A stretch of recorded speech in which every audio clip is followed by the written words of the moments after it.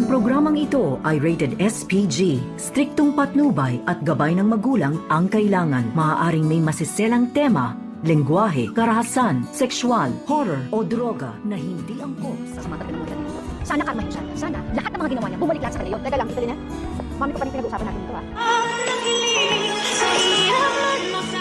Narito na nga ang ating pag-aabangan ngayong Sabado sa Abot Kamay na Pangarap. Nagtulong-tulong na nga ang mga ito na hanapin itong si Moira at naghihiwalay at magkasama itong si Lynette at itong si Doc Lindon at itong si Annalyn at itong si RJ.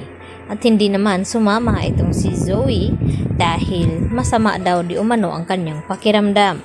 At dito nga na tinawagan ni Carlos Benitez itong si Zoe na wala na daw ang kanyang ina doon sa Nagoya doon sa Mount Fuji dahil nandyan na raw sa Nagoya Hotel.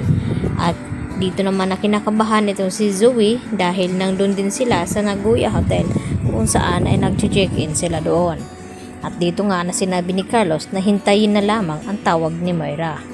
At dito rin maya-maya may tumawag kay Zoe at ito na nga ang kanyang ina. At ibinalita na napakaganda daw dito sa Japan at nagulat itong si Moira nang sabihin ni Zoe na nandito din siya sa Japan upang hanapin daw siya. At dito naman na nagsabi itong si Moira na magte-text daw siya upang makipagkita dito kay Zoe nang sa ganon ay makausap niya ang kanyang anak. At dito naman na nagpatawag itong si RJ na mga kababayan at humingi nga ng tulong upang matulungan sila sa paghahanap nga dito ni Moira dahil hindi nga nila nakita doon sa Mount Fuji itong si Moira. At dito nga na nagpaalam itong si Zoe na mag-restroom dahil nag-chat na nga sa kanya itong si Moira na nasa may fountain nga daw siya. At maya-maya naman ay dumating din itong si Annalyn at hinanap si Zoe at itinuro naman ni RJ na nandun daw nag-restroom. At nang sinundan nga ni Annalyn ay napansin ni Annalyn na may kausap na isang babae itong si Zoe. Nakala ni Annalyn na baka si Moira daw ito. At dito naman na sinubukang mag-deny dito ni Zoe. At hanggang sa hindi nga nila ito na pansin itong si Moira. Samantala, tinatawagan naman ni Moira itong kanyang umayos ng mga papeles na madaliin. At hihintayin niya itong passport daw di umano ni Zoe.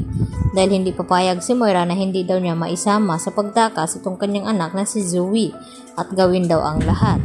Subalit nagpupumilit naman itong si Zoe na hindi talaga sasama kay Moira dahil hindi niya kayang iwanan ang buhay niya doon sa Pilipinas at ang kanyang trabaho bilang doktor. At ito namang si Giselle nagtungo naman sa presinto upang kausapin itong si Dax at tanungin na kung bakit nasa Japan itong si Moira at tinanggi naman ni Dax na wala daw siyang alam doon. At ang natuklasan nga dito ni Giselle na inamin dito ni Dax na itong si Moira ang nag-utos dito kay Dax na pasukin nga itong bahay ni Doc Carlos at saktan itong si Lynette at nagulat itong si Giselle sa kanyang nalaman at pumunta siya ng Eastridge upang kausapin itong si Chang Susan at Diyosa na alam danon niya na si Moira din pala ang nag-utos na looban ang bahay ni Carlos. At dito naman na biglang dumating itong si Carlos at tinanong itong si Giselle na tama bang kanyang narinig na si Moira ang nag-utos na nakawan itong si Carlos at saktan si Lynette. At nagulat nga ng husto itong si Carlos sa kanyang mga nalaman na nagawa niyang tulungan itong si Moira sa kabila ng nagawa nito sa kanila ni Lynette. At dito nga nalaman ni Lynette ang ginawa ni Moira na siya ang nag-utos na pasukin ang bahay ni Carlos.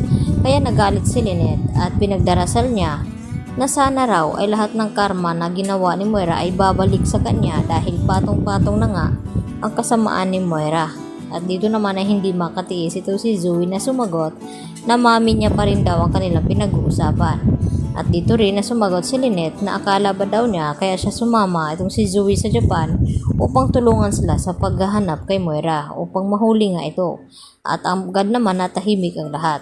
Kaya yan naman ang ating pagkatutukan bukas kung dito na nga ba mabibisto itong si Zoe sa kanyang pagsisinungaling na wala nga siyang alam dito sa mga sinasabi ni Lynette at Annalyn. Yan po at marami pong salamat sa inyong pananatiling panonood. Bye-bye!